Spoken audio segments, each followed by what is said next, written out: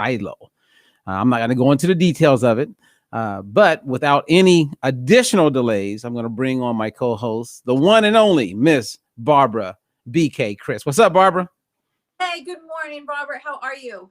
I am good. And as you know, you got to meet Shylo when she came in studio. We had an amazing interview, but we ran into some technical difficulties, Barbara. And I said, this is killing me on the inside because it was so good.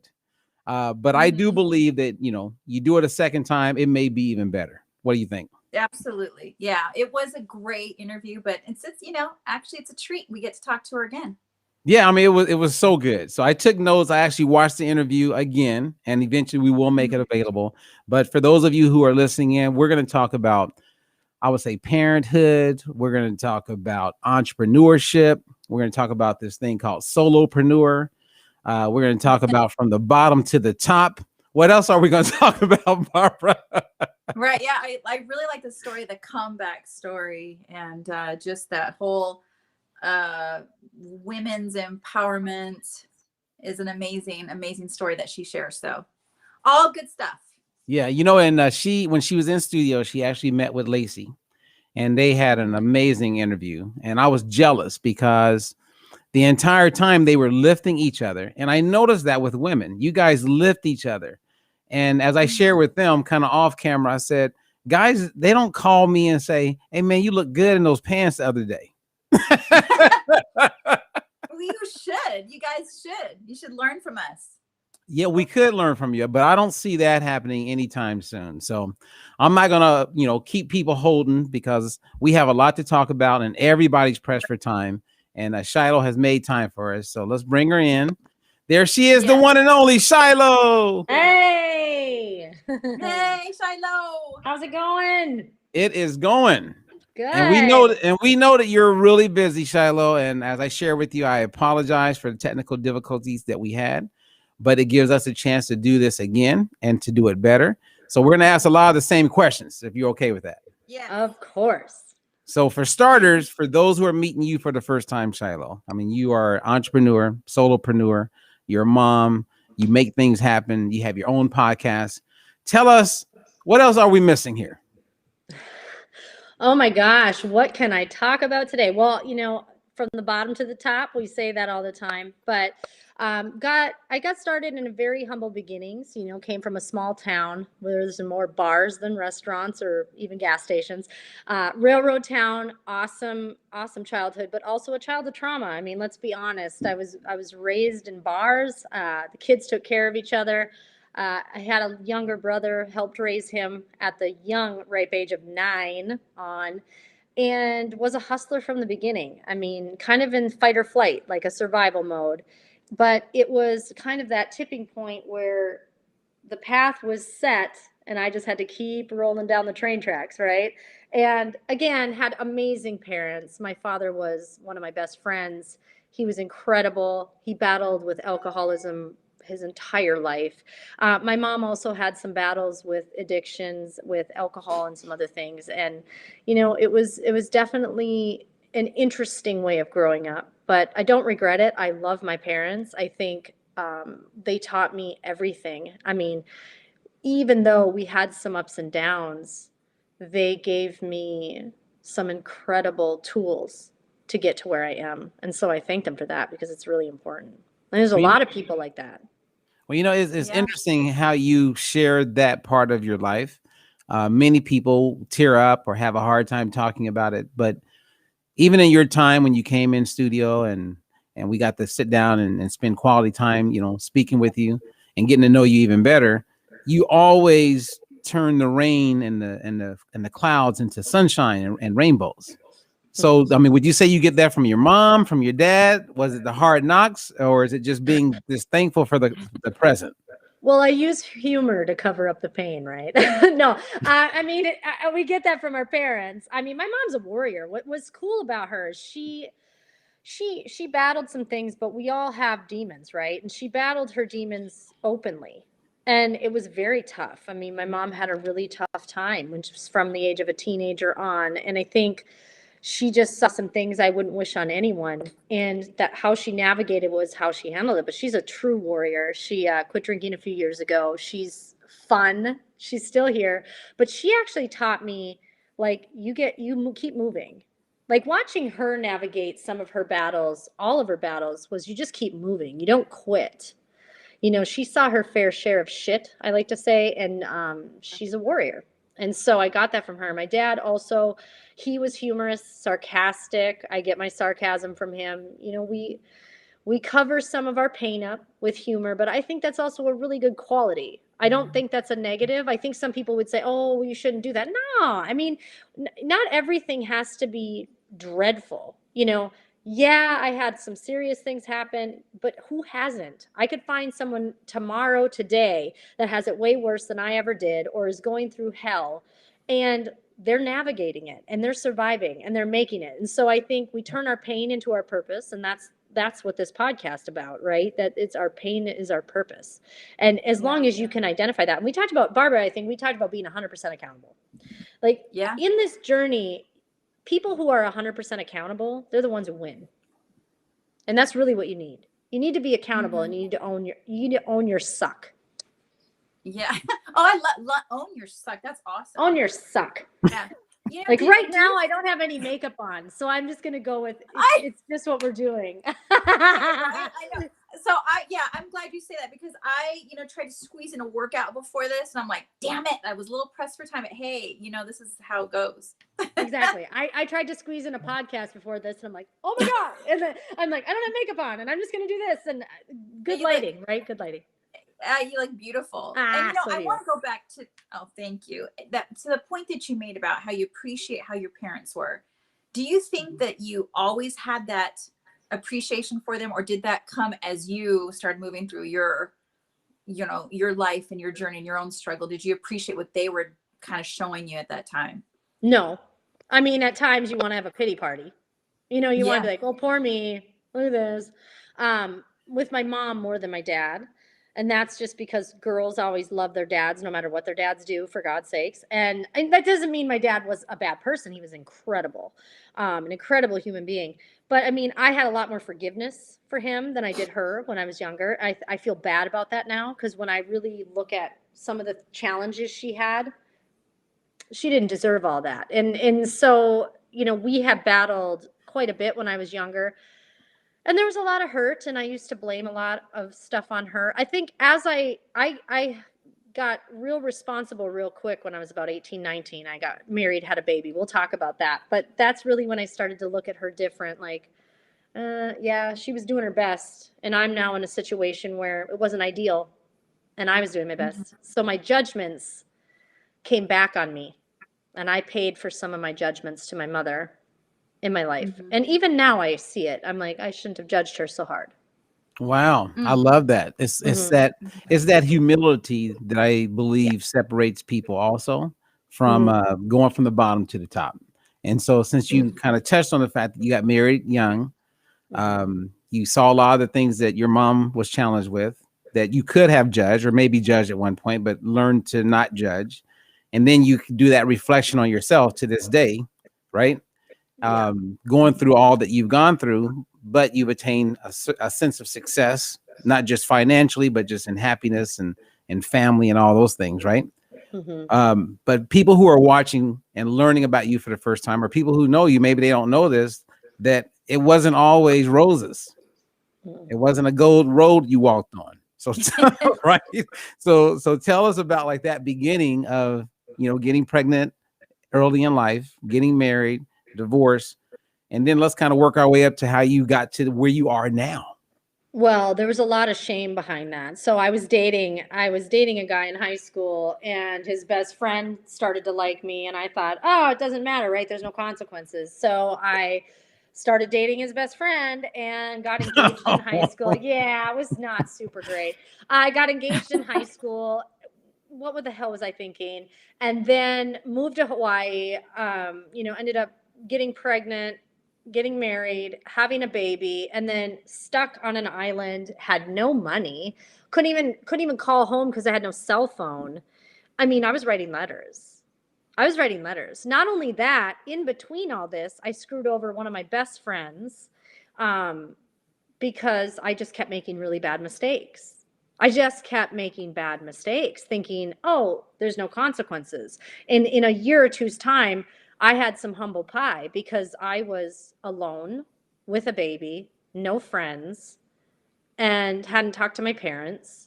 And the shame really kicked in. And that's really where I was hitting a low point. Like, I really had to look at myself. This is where I think my accountability came in, because I wasn't 100% accountable until I had to be.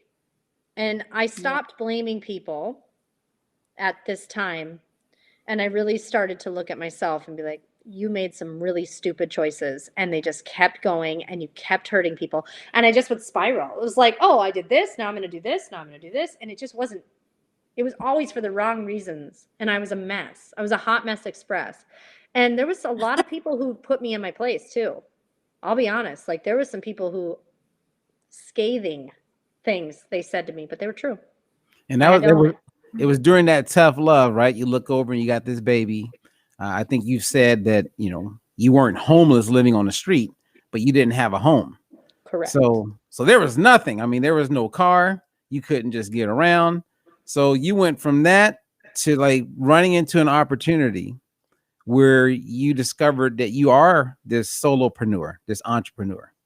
Mm-hmm. So kind of share with us a little bit about like from having nothing to like creating an amazing business.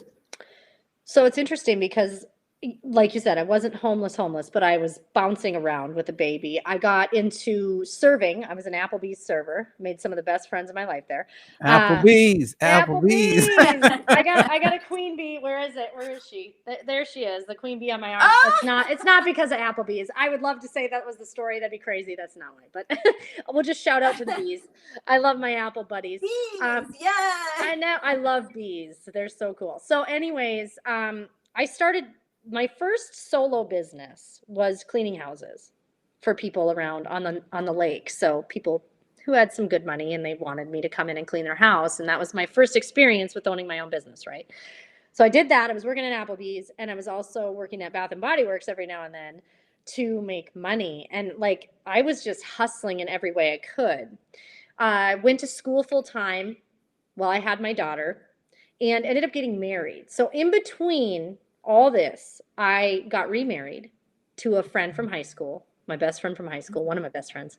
So you like dating your friend? You like dating your friends? I do. I mean, if you're not my friend, we're not going to date. I got to know you for at least, this is a rule. Like, I've got to know you for at least 3 years or something, because you can't, I will not date people I don't know. It's weird.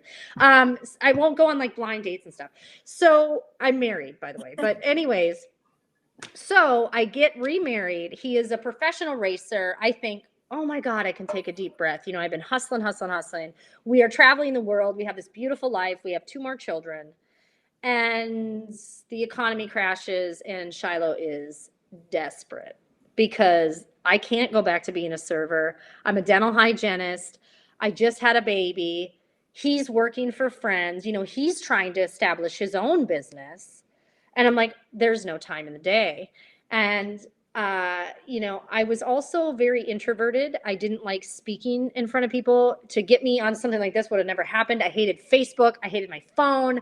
I was just not that person. And the world of network marketing came in, and, you know, the party plans and all that stuff that I hated. But I saw people making money and having success. And I'm like, I don't care. At this point, I've got to change, or it's not going to change. And I picked up a side gig and ended up doing really, really well. Nice. See, I love that story. I love the fact that, you know what it's like to not have much. You know what it's like to fight to like move yourself forward. And you've continued to do that in other areas of your life, like even your health. You know, when we met and I remember talking to you, you were like, I'm taking control of my health. And you did. So like, even with that, you treated that like as your own business, like you're the CEO of your own health, right? Mm-hmm. And so in that story, did you notice a lot of the things that you had to work through in your earlier years and those struggles you could apply even when you took control of your health and got rid of, I don't know if you want to talk about how much weight you dropped, but if you want to if you want to talk about it, go for it. I'm super honest about it. Okay, so I've been a pretty healthy person all my life. But I had a battle with alcohol all my life. Obviously, the fruit doesn't fall far from the tree. I was a partier. Alcohol was never a big issue until I got into the network marketing space, because more pressure, more stress, I would panic, when I would be around people. I wanted to, I'll have a glass of wine. I love wine, by the way. I love wine. And so I would, have drinks and whatever. It held me back in many ways, but also when you're trying to lose weight, I was really good about on Monday doing the detox every Monday. Like, just start Monday, I'll kick it in gear. And I was really committed and dedicated. So how I ran business was how I ran my health and fitness. I was consistent. I was like, if you knew me, you knew Shylo's probably on a plan. She's working out. But when I met Robert, I was going through serious stress. So I had started to slip a little bit because my stress was taking over, which meant my alcohol was going up. And I knew this, but I wasn't sharing it with anybody. And it was really becoming a struggle because it was becoming the crutch to get me through my stress. It hit a breaking point. One year I was at an event and I went up to the room, put some pills in my mouth, and I was going to down the alcohol and be done, because I was so stressed. I was just crushing. I was destroying myself. I had gained some weight, but it was just it was like my life was spiraling. And I decided not to end my life, and I decided to go home early and handle some things. And I did. I handled it, and took the next 6-7 months to heal. And Robert came in at this time too, and I talked to him about some stuff, and we worked on a better plan, and I started eating balanced. I wasn't eating like the fads. I wasn't doing all the crazy things, right? We all do that. I was the queen of the fad diet, and I had to let it go because it wasn't working. My hormones had changed. My whole body had changed. And as I was healing, I did gain weight. I gained even more weight. So I had gained about 20 pounds, and I added about 10 more, and then I got sick. My body went through some major crazy transitions. I gained like 10, 15 pounds of water weight within a 2-week period. So I went way up, and then I went way down, and that was tough. But during that time, I also, my battle with alcohol was coming to a crashing halt as I had a complete mental breakdown and had to make a change. And so it was last summer, I decided to quit drinking forever and lost 34 pounds, but I stuck with my plan and I still work out. So I don't want people to think, oh, she just quit drinking and everything just fell off her. No, I worked hard. It helped.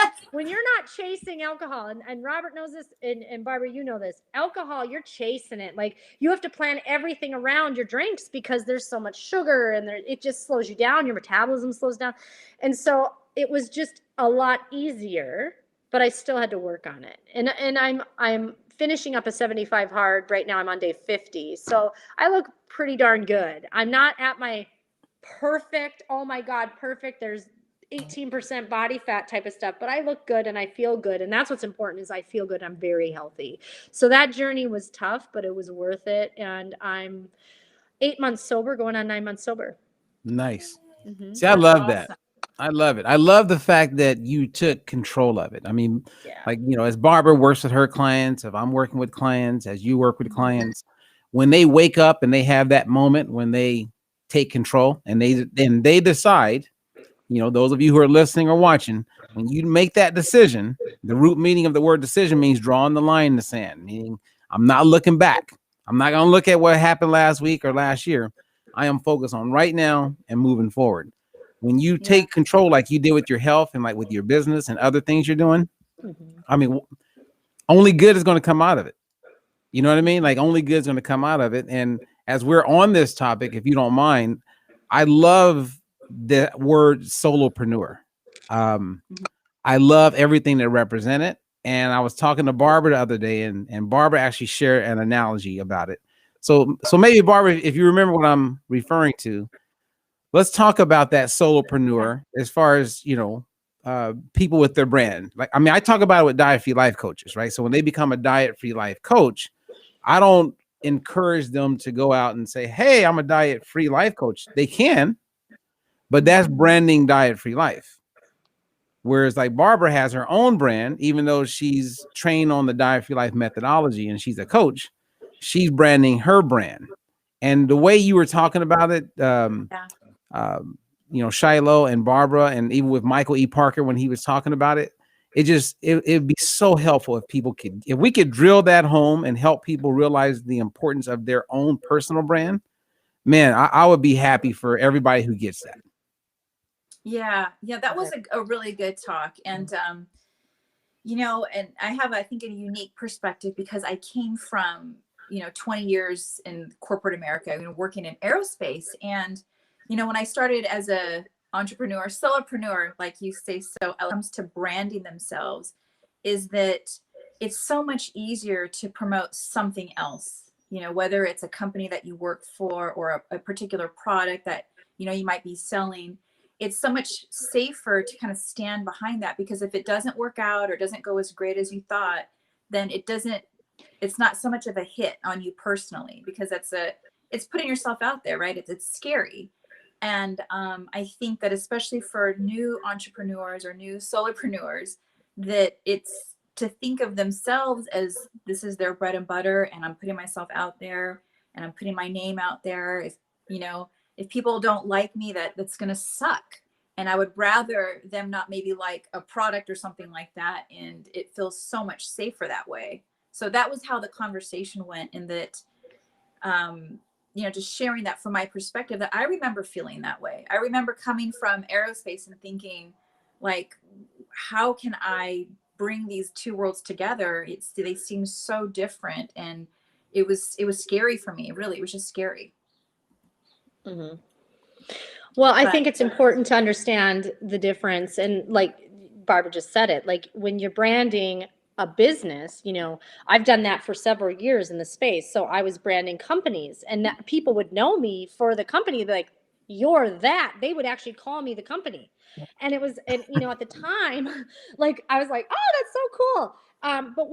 But anytime you do that, you kind of get locked into that. That means you're kind of locked in, not only with your brand, but you're kind of locked in with the company, because now you're their entity, and that's not bad. So I'm not putting anyone down who does this, but it does limit you. And they do have a little bit more like, hey, if you're representing our brand on the level that means you're representing our company. Meaning, so my husband was sponsored by many people. He couldn't go out and go get wasted with a Red Bull jacket on and Air Force. He couldn't act like a dickhead, because you're representing them, right? So you have to basically, and I say this humbly, but bow down to your sponsors or the people you're representing, right? Like they kind of own you, but that's part of the deal, because they're giving you their space, they're advertising you, they're doing this. So when you're an entrepreneur, you can have those types of entities within your brand, like what Barbara was talking about. You know, yes, you're a solo person, but if you're bringing in a brand and it's all that you do, the brand is you, like that's your brand, and then you are like the other parts of it. When you're a solopreneur, it's Shylo or it's Barbara, and then everything underneath it falls into my or your brand, right? Like, so yes, I have maybe a clean living side to me or a health and fitness side, right? But that's underneath me. And then I have this podcast that I do, and that's underneath me as well. That's my brand as well. So it's all branded to your brand, and it's underneath you. What happens is some people have this, there's something over them, and then they're part of it. It's not them. It's hard if that makes sense. I hope we broke that down right, because I think there's nothing wrong with either way. I just see a lot of people get stuck when they market maybe a company, and then they try to branch out and they struggle with it, because people are like, well, aren't you the company? And then the companies don't always want you to do that. Corporations don't. They don't. So you have to look at what their rules and restrictions are. So there's just a different way of doing it. And there's nothing wrong with either way. It's just what you choose to do. And for me, I want to do a lot of things with my own name and my brand. So I'm going into the solopreneur route. See, I love that. And I think we can have a moment of silence, you guys, just so people could just think about what we just said, you know, because I don't know, maybe 3 or 4 weeks ago, I did a post inside of we have a group for our coaches.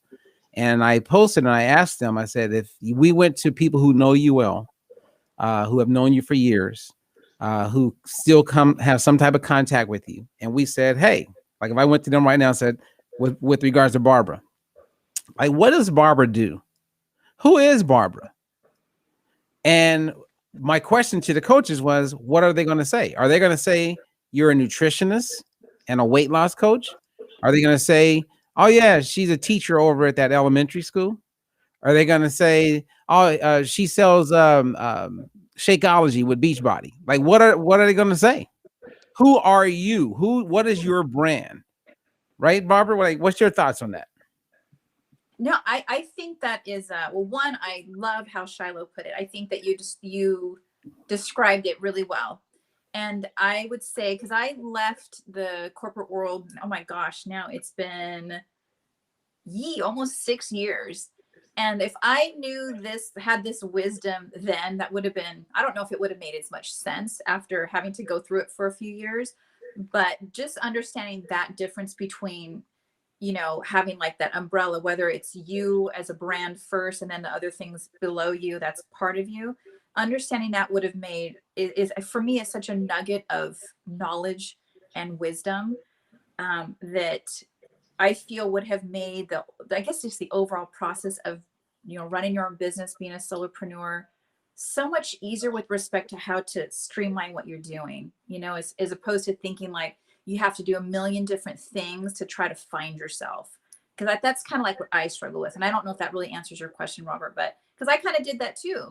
I did supplements, I was represented by a supplement company, which was all good. It was part of the learning experience. But when I look back at that, I thought of how much more, I don't know, powerful it would have been had I established myself first, and then how these things would have fit underneath to really promote me as a business. I don't know. I kind of went off there.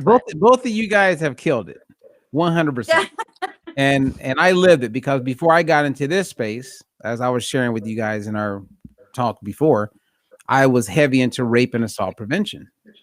And so I was like, all right, how am I going to go from that guy, because I was known as that guy, to the weight loss guy? And believe it or not, Jack LaLanne helped me make that transition. I'll never forget. He says, Robert, I was in his house. He goes, Robert, I used to wrestle, and he saw my little cauliflower ears.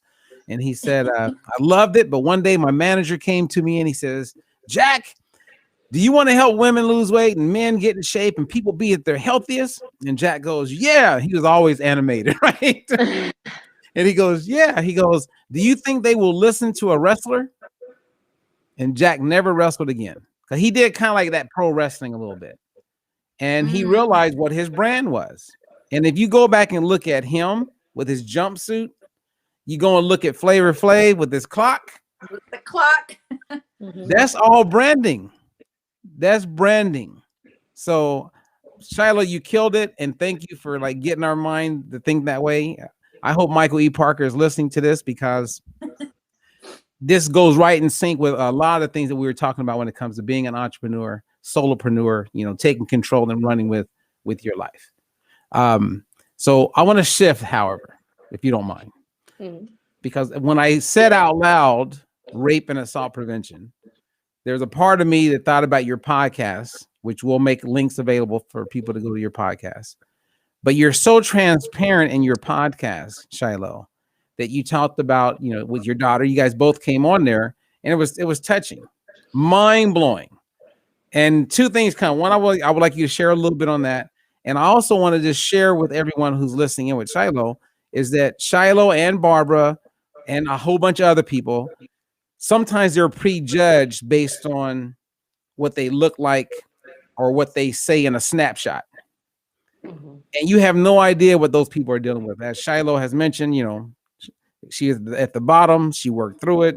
No one knows what's going on. I'm sure people that knew you, Shylo, didn't know that you were battling with alcohol.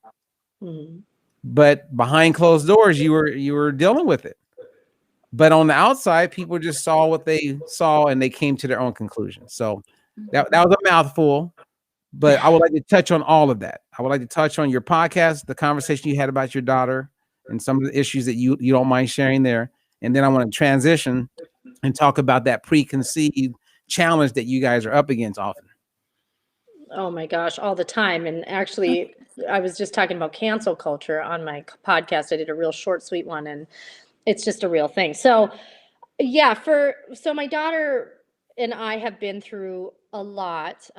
She's had a very, very challenging journey, and we had a great show for the last 2 weeks. We broke it up into 2 episodes, and we really touched on sex trafficking, drugs addiction, and a lot of really touchy subjects. And for my daughter to open up and share was a healing moment. And I told her, this is an opportunity for you. If you feel like you're ready to share your story, I think this would be really smart for you to do, because I think it would help you. And I think you would be helping a lot of moms and dads. And I think you'll be helping a lot of kids who watch you, because she has a huge following on her social media. And she's just an incredible young lady. But, for 10 years while I was in the industry and I was growing and I was, getting to all these things, I was battling a secret battle with my daughter that many people didn't know the full extent of. They knew we were struggling, but everyone's like, oh, she'll be your best friend one day. Always what people say, like they don't understand. And I almost wanted to get mad at them and be like, you don't understand. You don't get it. You don't know what's going on. And I couldn't tell them. And we were battling with a child who was, sneaking out of the house at the age of 12. I mean, lying constantly. I mean, this stuff at such high levels for such a young age, I couldn't understand. And I always joke about that. Yelling is my love language. So, because it is. And I was like, I don't know what's going on. And like, I'd be yelling at her all the time. And we were just battling. And I couldn't figure out why she was doing things at such a high level. I understand. I used to party. I used to have fun. But I'm like, I can't fathom this as a young woman doing this at 12 years old, 13 years old, trying to do all these things and being exposed to social media. I would take a phone away and she'd have one. I'm like, where are you getting this? Who is helping you do this? It didn't register. And it finally, randomly, I was doing an underground railroad, for sex trafficking. I was getting certified into identifying common sex trafficking signs. And as I got through it, I realized I've been through all this with my daughter. And this was about a year ago. And I called her and I asked her, and she said, yes, I was. And now I think people think it's a Hollywood version, like you're getting stolen and anything. It's not always like that, y'all. It can be very minor, but not really. They're telling you and they're manipulating you into telling what to say to your parents, hating your parents. They get you to hate your mother. They get you to lie, and they get you to do whatever they want you to do, because that's what you're there for, right? And it was very challenging, but it all made sense. And listening to her share that was very hard. It was very hard to hear what was going on and that I missed it. I felt like I failed as a parent. And it makes me emotional, but it was a challenge that it grew me as a person. I had to walk away from my daughter for many years. Nobody understood it. I was judged very harshly for that. Lots of people wanted to jump in and tell me how to parent and what I should be doing. Although every single thing that was happening was pushing me away from it. I would try to discipline her and I'd have 7 people tell me what I was doing wrong. And I'd have people pulling her away from me. And family didn't understand what was going on. I didn't know the extent of it. She ended up going to a girls' home. We went through every challenge. And then drugs came into the picture. And that was the second part of the challenge. So we faced some serious things over the last 10 years. And it took going to jail, I think, for her to see that we're coming to an end here. Like, you're going to be in the system forever if you don't fix this. And it scared her. She's working on things and she's done incredible. And so our relationship has slowly been healing over time. But you have to understand, I lost a daughter for almost 10 years. I lost her. There was no daughter. I didn't talk to her. I was judged very harshly by my community, family, for the way I handled it. I mean, we even had the cops called on us one night. We had an all-out battle royale. She hit me with casts on her arms. I was devastated. And I told the cops, just take me to jail. I didn't hit her. I didn't. But I just felt so low. Well, as you share that, there's another part of that story that it's very inspirational. And that was, you said, when you guys had that fight and you had gone through what you went through, you were about to speak to 30,000 people on the stage. Yeah. And you did it. That's incredible. Mm-hmm. And people had, again, that blows my mind, because no one knows what is really going on in someone's life. They just don't. No, I ended up going to that event, and I had to wear I had to change my outfit because I had to wear long sleeves and cover every part of me because I was covered. I had a lot of bruises and whatever. And I could have backed away from it. And it was the biggest, at the time, the biggest thing I've ever done speaking wise. And I really wanted to develop myself as a public speaker, and I wanted to speak. And it was my opportunity, and I still did it. It was hard, but I ended up crushing it. And I'll be honest, I know when I crush it and I know when I suck. And I did really well. I did really well. And it was almost like, okay, you can do anything. Like, you can get through it. But nobody knew. And I was in so much pain at that event. I just wanted to cry, but I didn't. But it was a really tough event. It was really hard. That story is so inspirational, Shylo. Robert, you mentioned how many times, based on maybe what you look like or how much success you might have or what people might see glimpses of you on social media, the things that you share, they have this preconceived notion of who Shylo is, and that maybe life is just pretty for you, and life is simple for you, and no idea the amount of fight that you go through and the courage you have. And there's so much more behind that beautiful face that you have, right? And thank you, Barbara.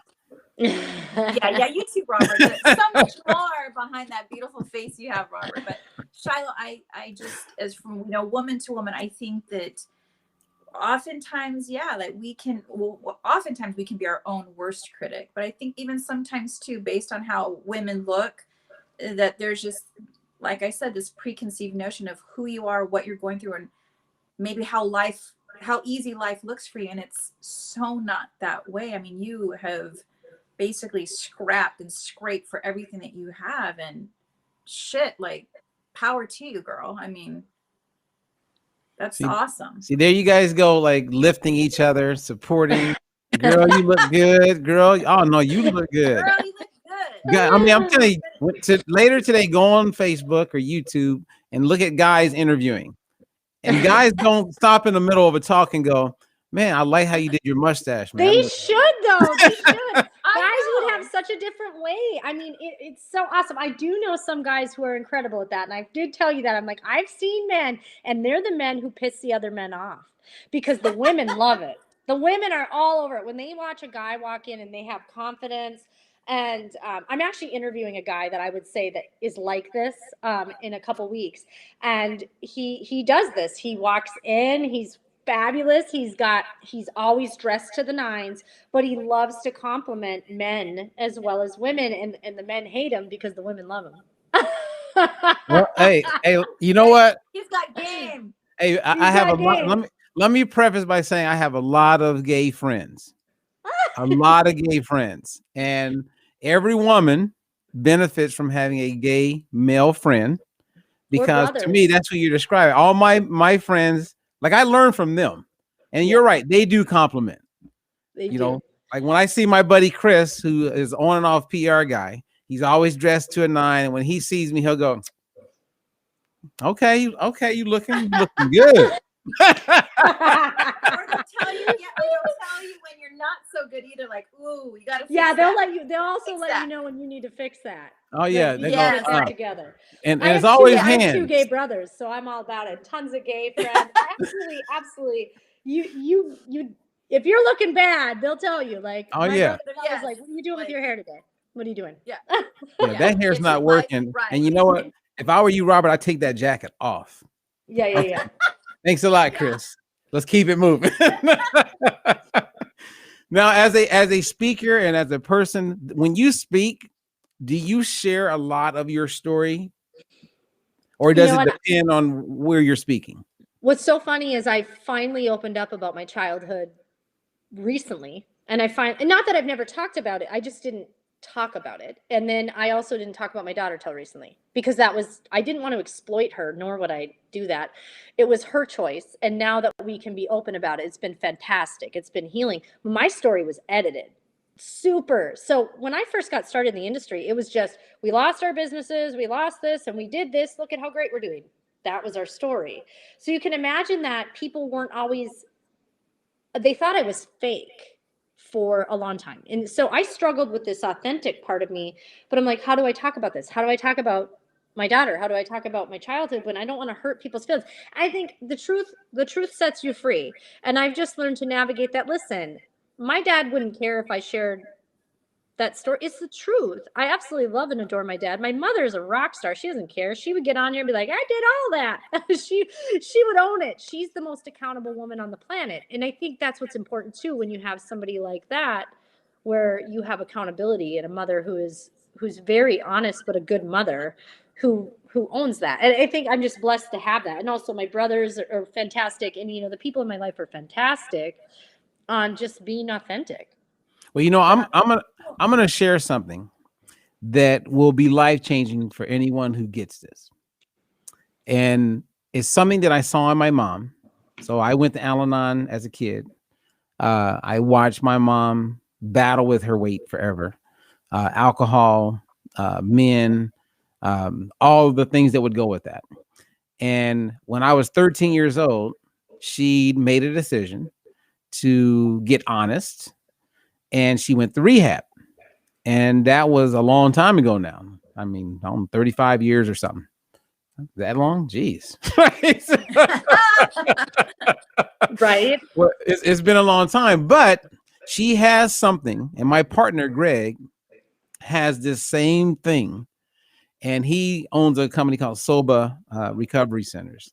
And he's amazing, and people love him. I think you should 100% have him on your podcast. He knows rehab. I want him on my podcast. He's the man. And they both have this thing.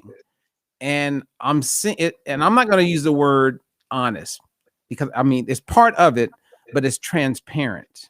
Mm-hmm. Because the way you talk and the vibrations that's coming across is something that people who achieve amazing things have. And it's that get real moment of, okay, I am going to be honest. I'm going to be transparent about what I do. And I'm just going to I'm going to be accountable for myself and for my actions. I'm not going to hold judgment. And they got that through recovery. Did you tap into that there? And now it's helping this part of the rest of your life? I probably did. I've always been, okay, so people knew me as straight up and real all the time. Like in business, I was always known as that, but there was parts of it where people could tell when I wasn't. So when you come across as, well, she's real and she's going to hit you straight up, when you're not, it's very quickly identified. Does that make sense? So I would soften things and I would do things differently. So when I was this is a crazy story. I got to share this. I just remembered it. So I was in New York one time with my girlfriend, and we were at a bar, and this man was talking to me, and he had been talking to me for a little bit, and he was he was super drunk, and I was just trying to kind of blow him off. But another person walked up to me, and I said, hi. I was being very loving. He goes, stop being fake. This man who I just met called my ass on the carpet, and I was like, well, I was being nice. No, I was being 100% fake to kind of be soften the situation. I'm like, you know what? It's interesting. This man who just met me, who's completely shit-faced trying to hit on me and my friend, totally called me out. And I was like, I was being ingenuine there. And at first he pissed me off, but then I started laughing because he was just too drunk. But I'm like, you know what? I need to work on that.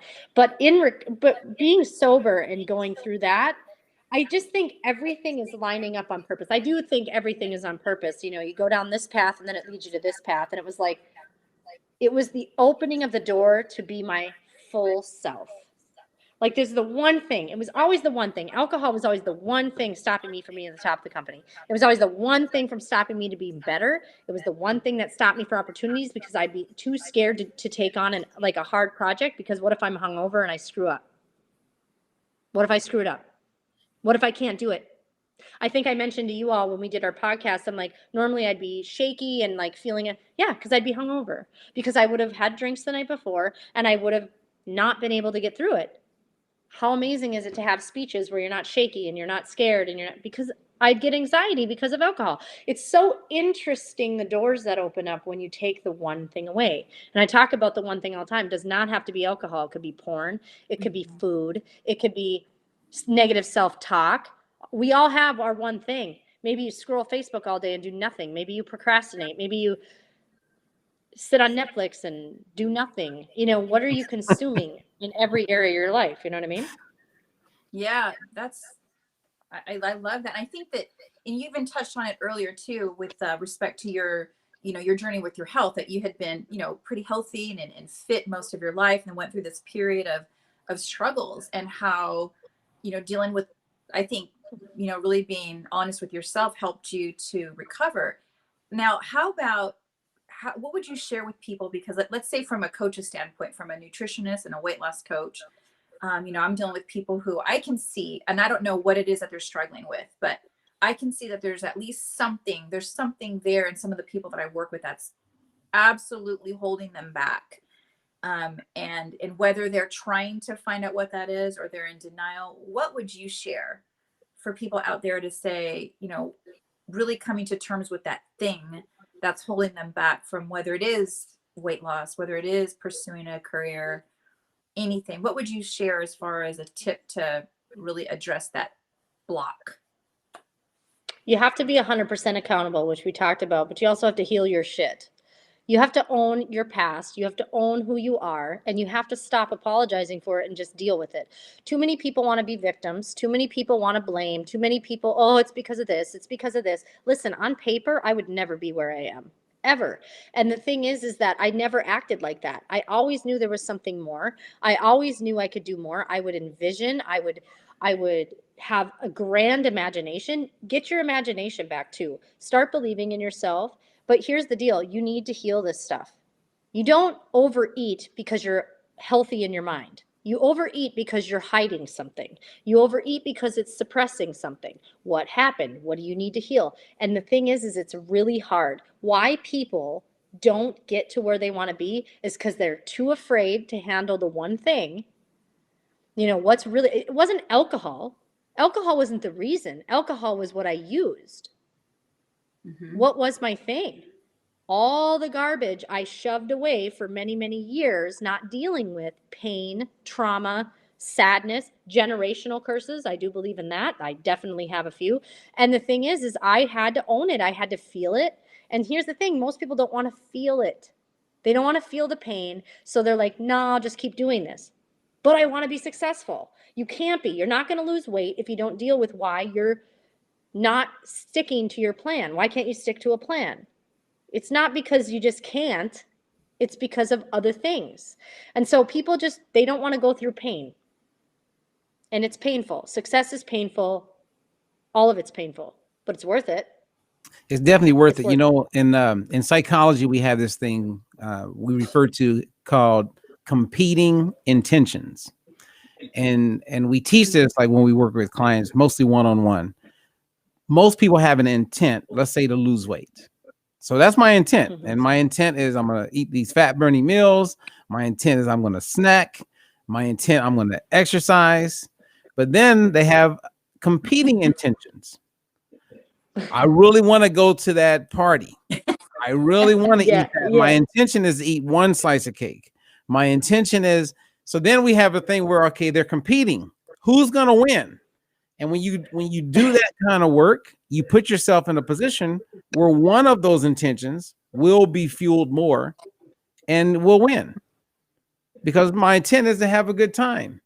My intent is to lose the weight, but my intent is to have a good time, which means I'm going to have a drink.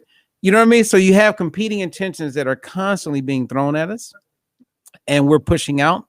And if you don't do the work and be in that place where you said so clearly, honest with yourself, accountable to yourself and to those that you're accountable to, and do the work, even though I'm afraid, just do it. Wow. That, like you said, it opens up doors. So many things are beginning to line up for you. And I believe that that's a principle that everyone could benefit from.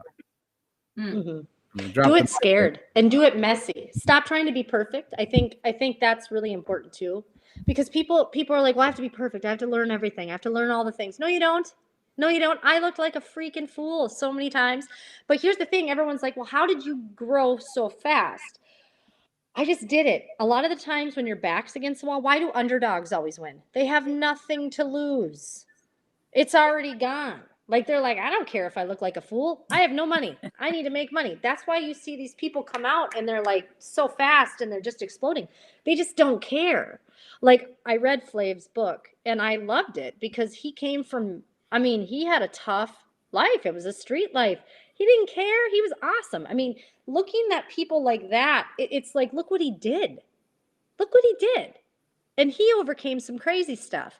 And those are the people you root for, the underdogs. And that's why I really think it's important to give the underdog a voice. I really think it's important for women and me to give women a voice in business. I want women to have a voice because a lot of the times, and I'm not a feminist, but I'm very careful with this because it is important for women to have voices in business. I think they're 2% of the 7-figure earners. They're only 2%. I think I heard that stat today. I was like, really? Wow. That needs to be higher. That needs to be higher. Well, there you guys go again, lifting up women. I've never seen, guy on TV, saying, hey, we need to lift up the men in the world. Like, men don't do that. And hey, I'm glad that you read the book, Flavor Flav. His memoir is awesome. I did. I did give you a copy, Barbara, didn't I? Yes. Now, did you read it?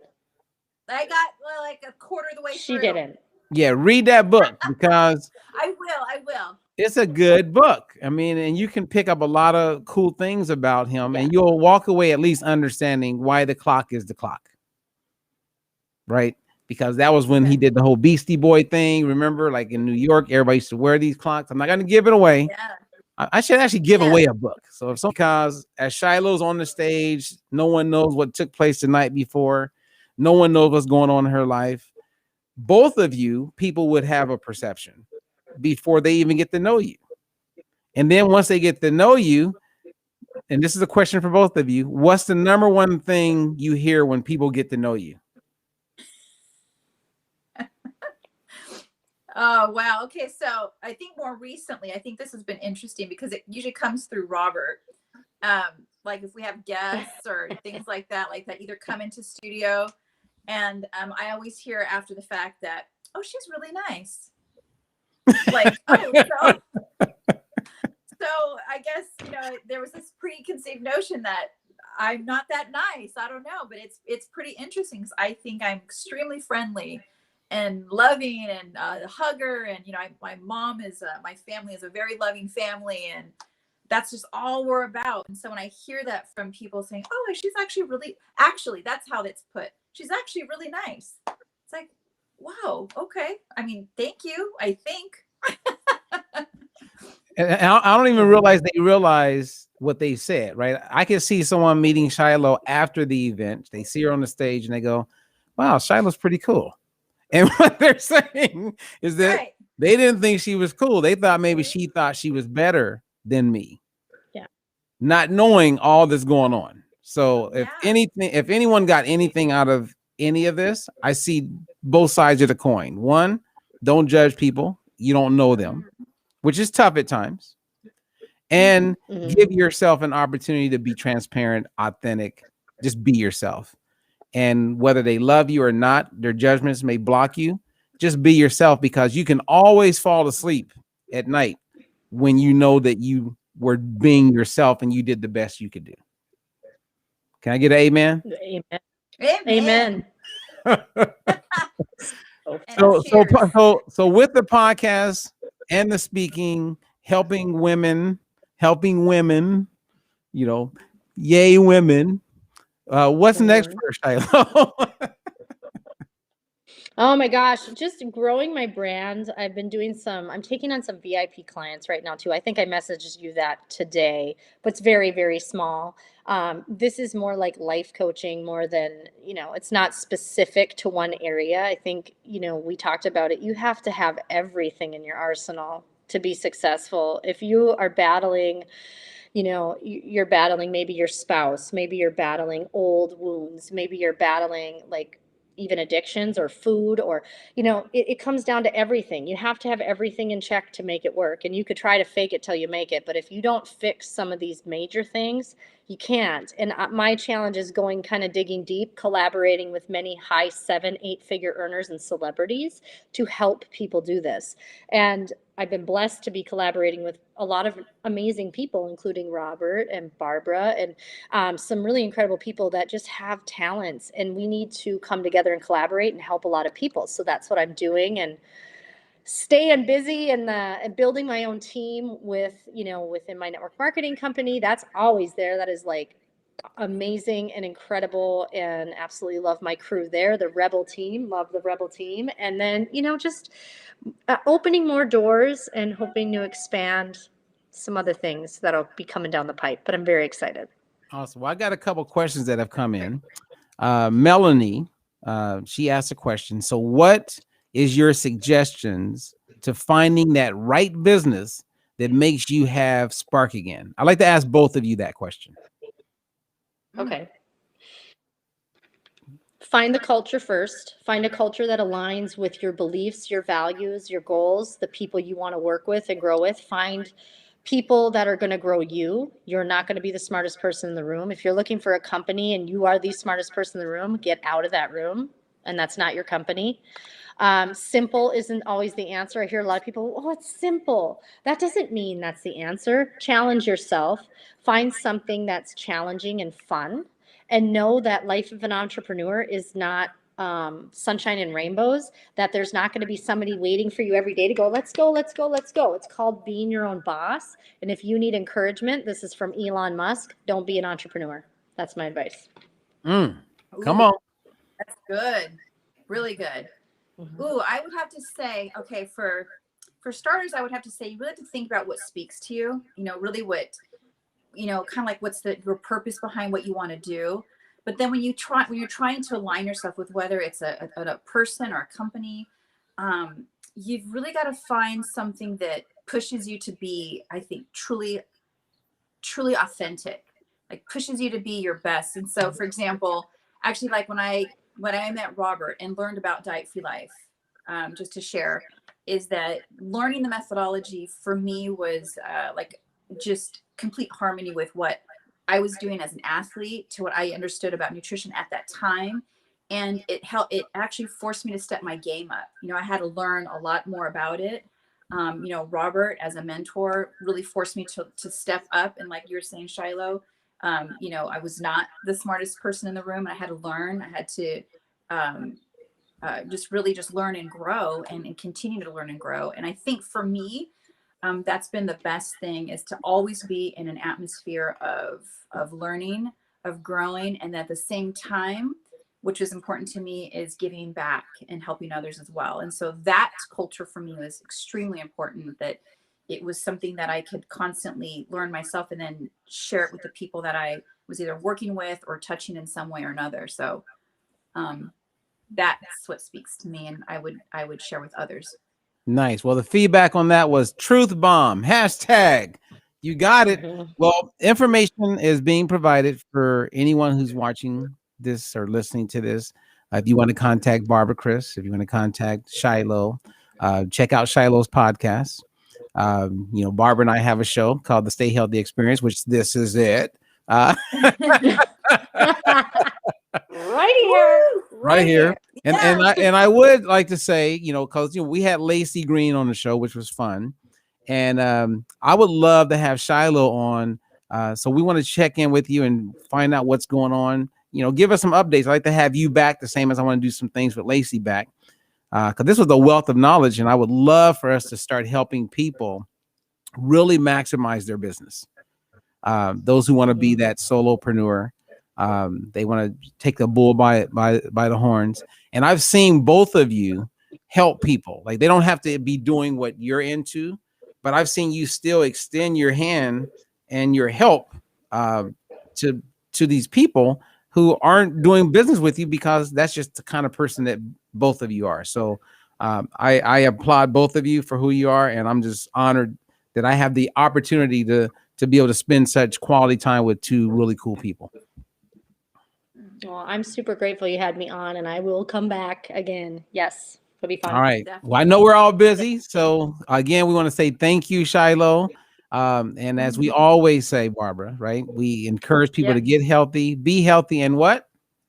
Stay healthy. You got it. All right. Yes. Peace. All right. Love ya. Bye.